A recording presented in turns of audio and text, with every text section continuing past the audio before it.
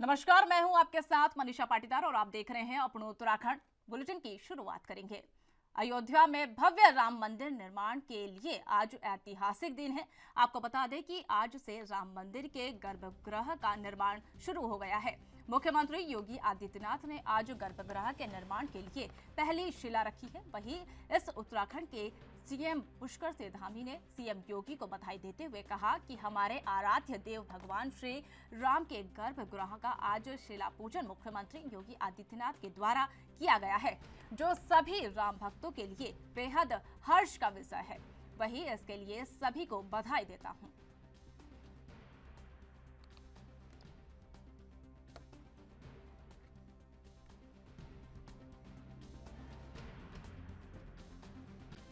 हमारे आराध्य देव भगवान श्री राम के गर्भगृह का आज शिला पूजन उत्तर प्रदेश के माननीय मुख्यमंत्री योगी आदित्यनाथ जी के द्वारा किया गया है, जो सभी राम भक्तों के लिए, राष्ट्र भक्तों के लिए बहुत ही हर्ष का विषय है।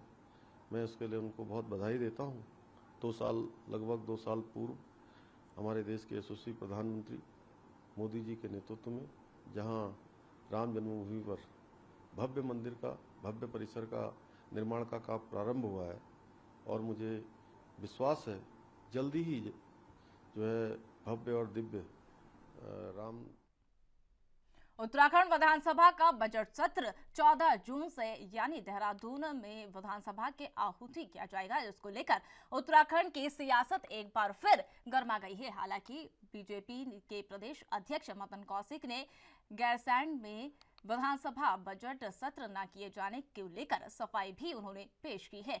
बीजेपी प्रदेश अध्यक्ष मदन कौशिक के मुताबिक चारधाम यात्रा अपने चरम पर है और ऐसे में सरकारी मशीनरी के अलावा पुलिस प्रशासन चारधाम यात्रा को सुव्यवस्थित तरीके से संचालित करने में जी जान लगा रही है। वहीं गैरसैंण में विधानसभा का सत्र कराया जाना सरकारी मशीनरी और पुलिस प्रशासन के सामने चारधाम यात्रा को सही तरीके से संचालित करने में कोई परेशानियों को बढ़ावा दे सकता है। लिहाजा इन तमाम दिक्कतों से बचने के लिए राज्य सरकार ने गैरसैंण के बजाय देहरादून विधानसभा में ही बजट सत्र को आहूत करने का फैसला लिया है।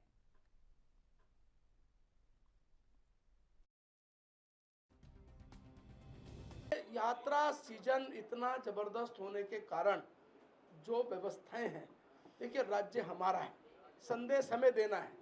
अगर उन सब परिस्थितियों में लगातार विधायक लोग और कांग्रेस के भी अनेक लोग आवाज उठा रहे थे, तो निश्चित रूप से सरकार ने सोच समझ कर निर्णय लिया है। मैं समझता हूं कि राज्य के हित में, आने वाले यात्रियों के हित में निर्णय। मोदी सरकार के 8 साल पूरे होने पर बीजेपी मोदी सरकार की उपलब्धियों को गिनाने का काम कर रही है। इसके लिए उत्तराखंड बीजेपी प्रदेश भर में मोदी सरकार की कल्याणकारी योजनाओं को जन जन तक पहुंचाने के लिए 1 जून से 15 जून तक लोगों के बीच एक पखवाड़े के रूप में भी जा रही है। वहीं मोदी सरकार के 8 साल पूरे होने पर हमारे संवाददाता अस्कर जाफरी ने सीधे बातचीत की है। बीजेपी अध्यक्ष मदन कौशिक ने क्या कुछ कहा, आइए सुनते हैं। बीजेपी के प्रदेश अध्यक्ष मदन कौशिक जी हमारे साथ हैं, इनसे बात करेंगे। चूँकि आज मोदी सरकार को देश में 8 साल पूरे हो गए हैं, सर किस तरह से आप देखते हैं उपलब्धियों पर आप आज बात कर रहे हैं? 8 साल में अगर बात की जाए, किस तरह की उपलब्धियाँ रही? इन 8 वर्षों में मोदी सरकार ने गरीब कल्याण के लिए, सेवा सुशासन के लिए बहुत सरकार के माध्यम से एक समर्पित सरकार की तरह कार्य किया। आज चाहे देश के अंदर युवाओं के रोजगार की बात करें, स्टार्टअप से लगाकर अन्य योजनाओं की, चाहे महिलाओं के सशक्तिकरण की बात करें, चाहे किसानों को इनकम दोगुनी करने की तरफ सरकार के द्वारा किए गए प्रयासों की बात करें, चाहे देश के अंदर अंतिम छोर पर बैठे हुए व्यक्ति तक योजनाओं के माध्यम से लाभ देने की बात करें, कोविड काल में लोगों को चाहे राशन देने की बात करें, चाहे कोविड के लिए वैक्सीन देने की बात करें, चाहे देश के अंदर भारत को किस प्रकार से हम लोगों ने नरेंद्र मोदी जी के मार्गदर्शन में आगे बढ़ाया है, आज पूरी दुनिया इस चीज़ को मानती है। आज जहां हमने भारत के अंदर कोविड काल में यहाँ के लोगों के लिए मोदी जी ने वैक्सीन की बात करें या अन्य इक्विपमेंट की बात करें, उनकी व्यवस्था की, हमें पूरी दुनिया को भी लगभग 100 से ज़्यादा देशों को भी हमने कोरोना की लड़ाई में मदद का काम किया है। आज वर्तमान में भारत की विदेश नीति की सराहना सभी लोग कर रहे हैं। यूक्रेन रशिया के युद्ध में जहां रशिया भारत को अपना अच्छा दोस्त बताता है, हमें यूक्रेन भी भारत से ही सहायता की गुहार कर रहा है। सर, एक पखवाड़े के रूप में भी आप जनता के बीच जा रहे हैं, आपका कार्यक्रम भी है 1 जून से 15 जून तक। उसमें सर क्या कुछ होने वाला है? क्या योजनाओं के बारे में तमाम जो प्रदेश के लोग हैं उनको बताया जाएगा उसके बारे में? देखिए, ये कार्यक्रम हमारा आज से शुरू होकर और पूरे 15 दिन चलने वाला है। इस कार्यक्रम में चाहे हमारे युवाओं, चाहे हमारी महिलाओं, अनुसूचित जाति, अनुसूचित जनजाति, किसान, सेवा का भाव, हर जनप्रतिनिधि के लिए कार्य, 75 घंटे कम से कम अपने क्षेत्र में इन 15 दिनों में हमें जनता के साथ जुड़कर उन योजनाओं की चिंता करनी है, योजनाओं का कैसा लाभ मिले इसकी बात करनी है। तो ये इस प्रकार के हमारे कार्यक्रम हैं। इन कार्यक्रमों में भारत सरकार के भी 2 मंत्री राज्य में रहने वाले हैं, वो भी इसी का एक हिस्सा रहेगा। तो मैं समझता हूँ कि एक बड़ा अभियान हम लोग इस रूप में ले रहे हैं। ये कार्यक्रम हमारा आज से शुरू होकर और पूरे 15 दिन चलने वाला है। इस कार्यक्रम में चाहे हमारे युवाओं, चाहे हमारी महिलाओं, अनुसूचित जाति, अनुसूचित जनजाति, किसान, सेवा का भाव, हर जनप्रतिनिधि के लिए कार्य, 75 घंटे कम से कम अपने क्षेत्र में इन 15 दिनों में हमें जनता के साथ जुड़कर उन योजनाओं की चिंता करनी है, योजनाओं का कैसा लाभ मिले इसकी बात करनी है। तो ये इस प्रकार के हमारे कार्यक्रम हैं। इन कार्यक्रमों में भारत सरकार के भी 2 मंत्री राज्य में रहने वाले हैं, वो भी इसी का एक हिस्सा रहेगा। तो मैं समझता हूँ कि एक बड़ा अभियान हम लोग इस रूप में ले रहे हैं। सर, देखा जाए तो बीते 8 सालों में जहाँ एक तरफ आप मुद्दे की बात कर रहे हैं, साथ में एक महंगाई और बेरोजगारी भी एक बड़ा मुद्दा सामने आया है। इस पर क्योंकि बेरोजगारी की समस्या का निवारण करने के लिए क्या कुछ कदम उठाए गए हैं? लेकिन मोदी सरकार ने लगातार देश के अंदर एक वातावरण बदला है। आज पूरी दुनिया जहां अर्थव्यवस्था को लेकर पीछे की तरफ जा रही है, मोदी जी के मार्गदर्शन में भारत आगे की तरफ बढ़ रहा है। तो ये थे हमारे साथ बीजेपी के प्रदेश अध्यक्ष मदन कौशिक, जिनका साफ तौर से कहना है कि 8 साल में मोदी सरकार ने जितनी भी तमाम उपलब्धियां हैं उनको 1 जून से 15 जून तक एक पखवाड़े के रूप में उनको प्रदेश में कोने कोने तक तमाम जो लोग हैं उनको बताया जाएगा, समझाया जाएगा कि प्रदेश में मोदी सरकार ने प्रदेश के लोगों को किन किन योजनाओं का लाभ दिया है। अपने सहयोगी सतीश कोठारी के साथ मैं स्क्रीजा, फ्री एनवी न्यूज़, देहरादून के। उत्तराखंड में होने वाले बजट सत्र की तारीख और स्थान में बदलाव किए जाने मुद्दे को लेकर विपक्ष दल कहीं न कहीं प्रदेश सरकार को घेरते हुए नजर आ रहे हैं। आपको बता दें कि गैरसैंण में होने वाले बजट सत्र अब 14 से 20 जून तक देहरादून में होने जा रहा है। इससे पहले ये बजट 7 जून से गैरसैंण में शुरू होने वाला था, लेकिन चारधाम यात्रा 10 जून को लेकर राज्यसभा चुनाव की वोटिंग और 10 जिलों में चल रही है। वहीं पुलिस भर्ती को देखते हुए यह बदलाव किया गया है। धामी सरकार का ये महत्वपूर्ण बजट अब देहरादून में ही तय होना है। वित्त और शहरी विकास मंत्री प्रेमचंद अग्रवाल ने कहा कि सभी बातों को देखते हुए यह निर्णय लिया गया है कि विधानसभा का बजट सत्र देहरादून में ही किया जाएगा। जबकि प्रदेश के पूर्व मुख्यमंत्री हरीश रावत ने प्रदेश सरकार पर तंज कसते हुए कहा कि गैरसैंण में बजट सत्र न होना उत्तराखंड की जनता के साथ धोखा और विधानसभा की अवमानना होगी।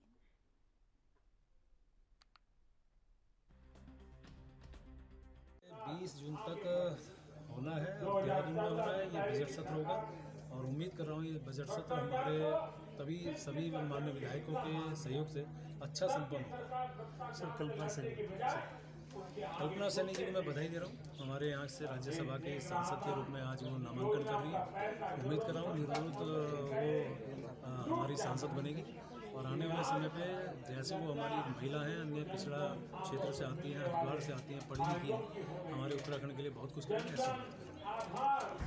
श्री पुष्कर सिंह धामी सरकार ने बजट सत्र देहरादून में ही आयोजित करने का फैसला किया।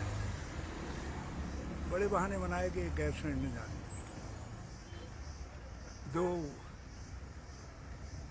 ऐसे महारथी जो अपने को राज्य आंदोलन का पुरोधा कहते हैं, उन्होंने चार धाम यात्रा के संचालन का बहाना बनाकर गैरसैंण में सत्र न होने की वकालत की। हम तभी समझ गए थे इरादा नेक नहीं, लेकिन श्री पुष्कर सिंह धामी और उनके संसदीय कार्य मंत्री ये भूल गए कि उत्तराखंड की विधानसभा ने संकल्प पारित किया है, प्रस्ताव पारित किया है कि बजट सत्र हमेशा गैरसैंण में होगा जब तक वस्तुतः पूरी राजधानी गैरसैंण में नहीं चली जाती, वहाँ से संचालित नहीं बल्कि इस वर्ष शायद ही गैरसैंण में विधानसभा का सत्र होगा। तो ऐसी स्थिति में मैं नेता प्रतिपक्ष से आग्रह करना चाहूँगा, विरोध पक्ष के विधायक गणों से आग्रह करना चाहूँगा कि वो धामी सरकार के खिलाफ मानहानि, विधानसभा की अवहेलना का, विशेषाधिकार के हनन का प्रस्ताव लेकर के आए, बल्कि नियमों के तहत वो निंदा प्रस्ताव भी राज्य सरकार के खिलाफ लेकर के आ सकते। जनता तो निंदा कर ही रही है, विधानसभा को भी पहले दिन ही राज्य सरकार की निंदा करनी चाहिए कि उन्होंने विधानसभा की अवहेलना की और मुख्यमंत्री और संसदीय कार्य मंत्री के खिलाफ विशेषाधिकार हनन का प्रस्ताव। प्रधानमंत्री नरेंद्र मोदी के 8 साल के कार्यकाल पूरे होने पर बीजेपी पूरे देश में सेवा सुशासन पखवाड़ा करने जा रही है। इसी को मद्देनजर रखते हुए बीजेपी प्रदेश कार्यालय में बीजेपी प्रदेश अध्यक्ष मदन कौशिक ने एक प्रेस वार्ता को संबोधित किया। मदन कौशिक ने केंद्र सरकार में मोदी सरकार के 8 साल के कार्यकाल की उपलब्धियां गिनाई। बीजेपी प्रदेश अध्यक्ष मदन कौशिक ने बताया कि देश के अंदर एक पखवाड़े के रूप में कार्यक्रम का आयोजन करने जा रही है, जिसमें मोदी सरकार की तमाम योजनाओं को 1 जून से 15 जून तक समाज के अंतिम छोर तक व्यक्तियों तक पहुंचाने का भी काम करेंगे। साथ ही मदन कौशिक ने कहा कि नरेंद्र मोदी सरकार सेवा कल्याण के लक्ष्य के साथ आम लोगों को भी काम कर रही है।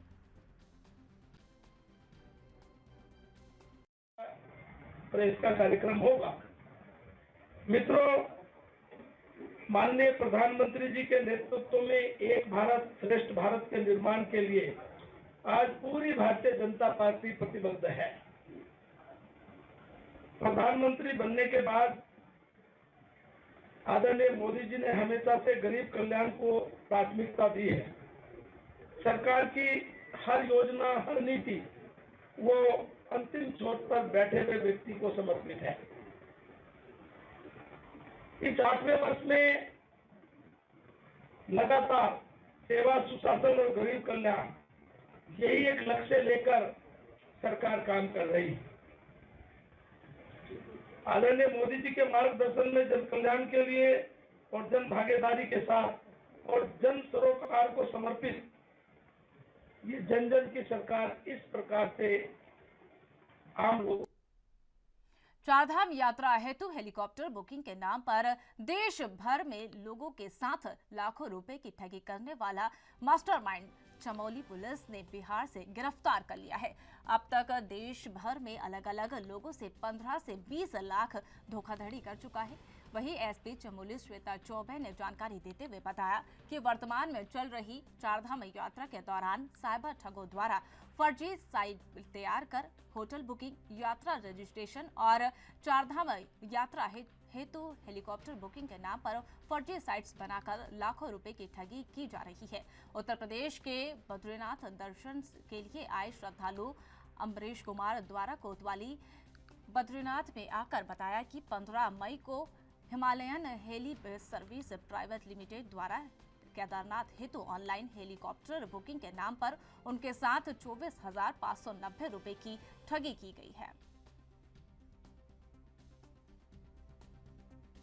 15 मई को उत्तर प्रदेश से आए एक श्रद्धालु द्वारा बद्रीनाथ थाने में एक तहरीर दी गई कि उनके द्वारा हिमालयन हेली सर्विस नाम की एक साइट से केदारनाथ यात्रा के लिए बुकिंग करवाई गई थी, पर उसके बाद जो एजेंट है वो उनका लगातार जो है फ़ोन उठा नहीं रहा है और उनकी टिकट भी जो है दी नहीं गई है, जबकि उनसे 24,000 से ज़्यादा का अमाउंट ट्रांसफ़र उनके द्वारा उसके अकाउंट में किया जा चुका है। इस पर मुकदमा पंजीकृत किया गया, हमारे द्वारा टीम बनाई गई और यह पता चला कि अभियुक्त की जो लोकेशन है वो नवादा बिहार आ रही है। टीम जो है नवादा बिहार के लिए रवाना की गई और जो हमारे अकाउंट डिटेल्स थे जिनमें पैसे ट्रांसफ़र हुए उसके बेसिस पे जिन एटीएम से पैसों का विड्रॉल हुआ है वहाँ जो सीसीटीवी फुटेज हमें प्राप्त हुई और जो हमारे संदिग्ध नंबर्स, मोबाइल नंबर्स हमें प्राप्त हुए थे, उसकी आईडी पे जो फोटोग्राफ्स थे उनसे मैच करते हुए जो अभियुक्त है उसको हम लोगों ने नवादा बिहार से उसकी गिरफ्तारी की है और लगभग 6 बैंक अकाउंट्स वो ऑपरेट कर रहा था और उसने जो वेबसाइट तैयार की थी उसके द्वारा बयान में बताया गया है कि एक साउथ के किसी सॉफ्टवेयर इंजीनियर से उसके द्वारा संपर्क स्थापित कर ये वेबसाइट डेवलप की है और उसको होस्ट करवाया है और लगातार देश भर से लोगों को उत्तराखंड के जनपद उधम सिंह नगर के तहसील जसपुर के अंतर्गत सरकारी तालाब भूमि में अतिक्रमण हटाने को प्रशासन ने कमर कस ली है। आज से अतिक्रमण पर बुलडोजर चलाया जा रहा है। तहसील जसपुर अंतर्गत सरकारी भूमि और तालाबों, चक मार्गों, नाले आदि से अतिक्रमण हटाए जाने के लिए अतिक्रमणकारियों को एसडीएम द्वारा पूर्व में नोटिस दिए गए थे। वहीं जिन अतिक्रमणकारियों द्वारा अतिक्रमण को नहीं हटाया गया उन स्थानों पर आज से अभियान चलाए हुए मौके पर जाकर अतिक्रमण को ध्वस्त किया गया। उच्च न्यायालय द्वारा तहसील क्षेत्र में गांव के तालाबों से अतिक्रमण हटाकर उन्हें मूल रूप से लाने के आदेश पारित कर दिए गए हैं, जिसमें सबसे पहले शुरुआत जसपुर के गांव रामनगर वन से की गई। वहीं एसडीएम सीमा विश्वकर्मा ने बताया कि अतिक्रमणकारियों को 10 दिन के भीतर अतिक्रमण हटाने के नोटिस पहले से ही दे दिए गए थे, लेकिन अतिक्रमणकारियों द्वारा स्वयं अतिक्रमण को नहीं हटाया गया। वहीं एसडीएम ने बताया कि अभियान के तहत 1 जून से प्रशासन द्वारा अतिक्रमण हटाने की शुरुआत रामनगर वन से की गई, जहां 15 परिवारों द्वारा अतिक्रमण किया गया था, जिन्हें पूर्व में भी नोटिस जारी किया गया था, जहां आज कार्रवाई की जा रही है और अतिक्रमण हटाया जा रहा है। वहीं उन्होंने बताया कि जसपुर क्षेत्र में 148 घरों को चिन्हित किया गया है, जहां नोटिस जारी कर आगे की कार्रवाई की जा रही है।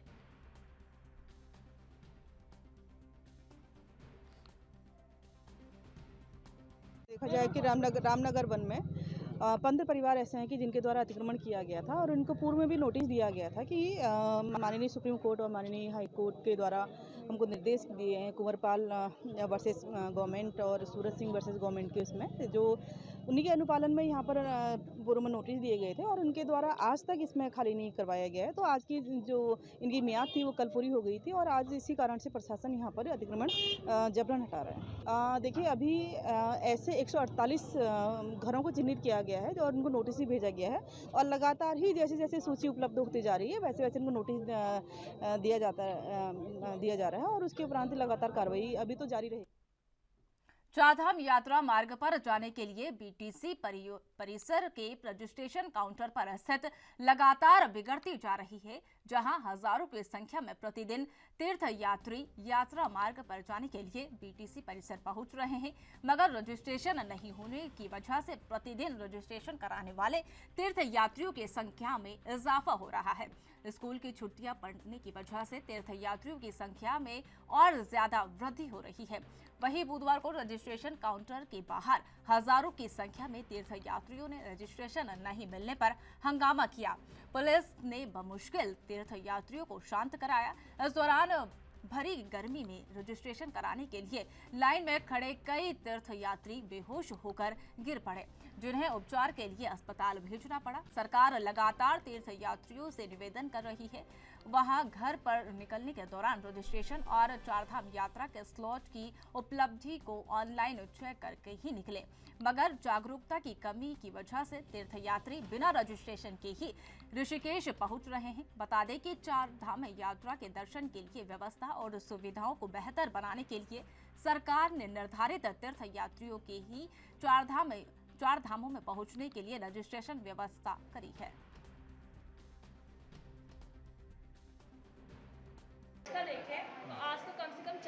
पे बेहोश होकर अभी तक डिहाइड्रेशन की वजह से आए हैं।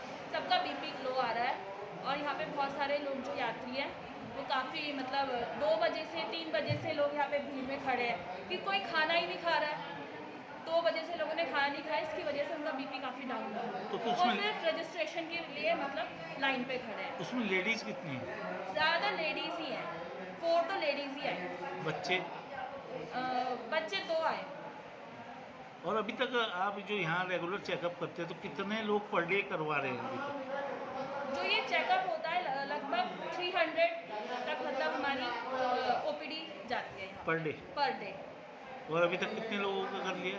अभी 3 से लेके आज 31 तक मतलब लगभग 5000। 1 जून? हाँ, 1 1 जून से 31 जून तक लगभग 5000 तक पेशेंट। इस समय चार धाम यात्रा को लेकर के काफ़ी उत्साह है लोगों में और बड़ी संख्या में जो श्रद्धालु जो है चार धाम यात्रा पे आ रहे हैं। लेकिन हमारा श्रद्धालुओं से अनुरोध रहेगा कि वे अपना ऑनलाइन रजिस्ट्रेशन कर लें और जो स्लॉट उनको मिलता है उसी डेट में अपना प्लान करके जो है यात्रा पर आएँ। बिना रजिस्ट्रेशन के किसी को भी चार धाम यात्रा में पर अनुमति नहीं है, दर्शन की अनुमति नहीं है। इसलिए आप ऑनलाइन अपना रजिस्ट्रेशन करके घर से ही आएँ और जो डेट आपको मिलती है उसी पर आएँ। दूसरा, जो लोग यहाँ पर इमरजेंसी में आ जा रहे हैं, अज्ञानतावश आ जा रहे हैं, उनके लिए एसडीआरएफ की मदद से जो है ऑन साइट में जो है रजिस्ट्रेशन किया जा रहा है इमरजेंसी में, तत्काल में, और उनको लेकर के जो स्लॉट उनको दिया जा रहा है उसमें उनको भेजा जा रहा है। हमारे पास पर्याप्त संख्या में गाड़ियाँ हैं और हमने काउंटर भी प्रॉपर लगा रखे हैं। लेकिन फिर भी हमारा लोगों से अनुरोध रहेगा कि आप घर से बिना रजिस्ट्रेशन के, बिना स्लॉट देखे हुए, बिना अपनी डेट को फिक्स किए हुए मत आएँ। यदि आप ऐसा आते हैं तो अनावश्यक आपको परेशानी होगी और यात्रा में अन्य लोगों को भी परेशानी होगी। सर, जैसे कि अभी यहाँ व्यवस्था में देखा जाए तो ज़्यादा लोग जो है धूप में खड़े हैं और उनके लिए कोई व्यवस्था नहीं है, तो क्या व्यवस्था बनाई जा रही है क्योंकि लोग बीमार पड़ रहे हैं? जो लोग यहाँ पर आए हैं उनसे भी हम अनुरोध कर रहे हैं कि आप जो है धैर्य रखें। सबका रजिस्ट्रेशन क्रम से होगा, लेकिन लोग जो है बहुत मतलब अपना एक तरीके से धूप में खड़े हो जा रहे हैं। हम हटा भी रहे हैं, पुलिस हमारी लगातार उन्हें हटा रही, लेकिन फिर भी खड़े हो जा रहे हैं। अब बस अड्डा है, हम इतना भी टेंट यहाँ पे नहीं लगा पाएंगे क्योंकि बसेस को भी खड़ा होना है। तो हम लोगों से पुनः हम लगातार पब्लिक एड्रेस सिस्टम से भी हम लोगों को बता रहे हैं कि आप लोग आराम करिए।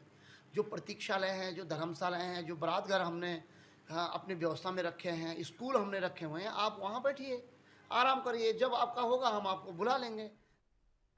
मालिकाना हक की मांग को लेकर आज सैकड़ों ग्रामीणों ने विकास नगर विधायक मुन्ना सिंह चौहान के आवास का घेराव किया है। वहीं दूसरी ओर विधायक मुन्ना सिंह चौहान की गैर मौजूदगी में ग्रामीणों ने अपनी अपनी मांग के संबंध में एक पत्र विधायक प्रतिनिधि को सौंपा है। दरअसल आपको बता दें कि तहसील विकास नगर अंतर्गत शक्ति नहर के किनारे स्थित पूंजा, ढालीपुर, ढकरानी और नवाबगढ़ ग्राम पंचायतों में सिंचाई विभाग समेत हार्डील विभाग की भूमियों पर सैकड़ों परिवार वह लंबे समय से कार्यरत है, जिसको लेकर संबंधित विभाग इन्हें अवैध कब्जा मानते हुए संबंधित कब्जाधारियों को लेकर कई बार नोटिस थमा चुके हैं। वहीं दूसरी ओर प्रदेश में गरज रहे धामी का बुलडोजर की धमकी से आहत होते हुए नगर विकास में साफ सुनाई दे रही है। इसके चलते इन तमाम क्षेत्रों के विभाग ने कई बार एक बार फिर सीमांकन करते हुए अवैध कब्जों पर लाल निशान लगा दिया है, जिससे भयभीत होकर आज अवैध कब्जे कराने वाले खतरे की हद पे सैकड़ों ग्रामीणों ने भारत के संवैधानिक अधिकार संरक्षण मंच के संयोजक दौलत कुंवर के नेतृत्व में विधायक आवास का घेराव किया है। हालांकि अपने निजी कार्यक्रम के चलते विधायक मुन्ना सिंह चौहान आवास पर नहीं मिले।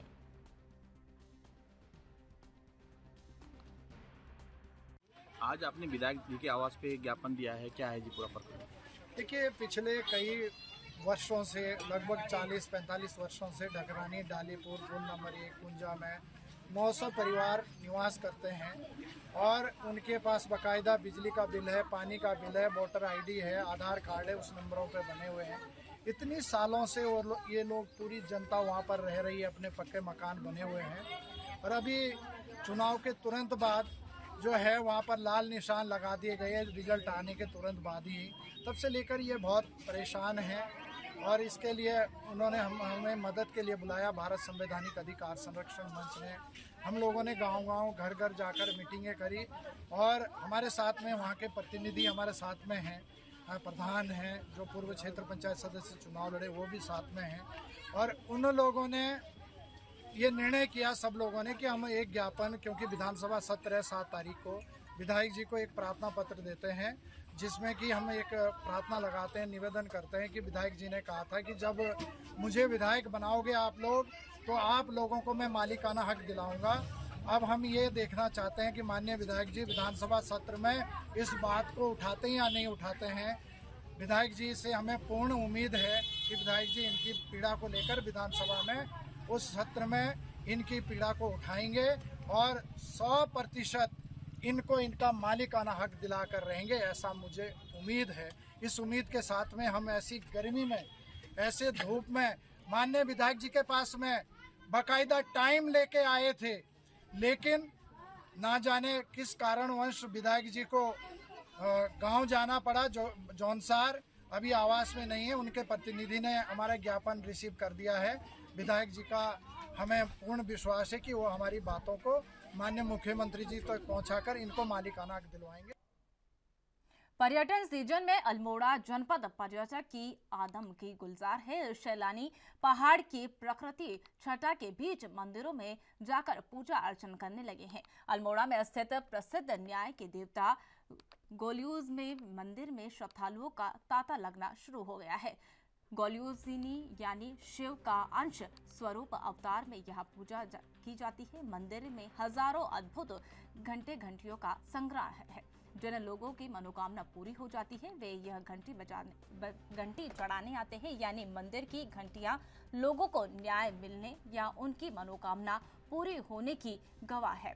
मान्यता है कि जिन लोगों को कोर्ट कचहरी या फिर सर्वोच्च न्यायालय से न्याय नहीं मिल पाता है उन्हें आखिरकार गोल्यूज के लिए दरबार का आकर न्याय मिलता है। मान्यता और फिर न्याय की गुहार लगाने का भी यह अनोखा तरीका है।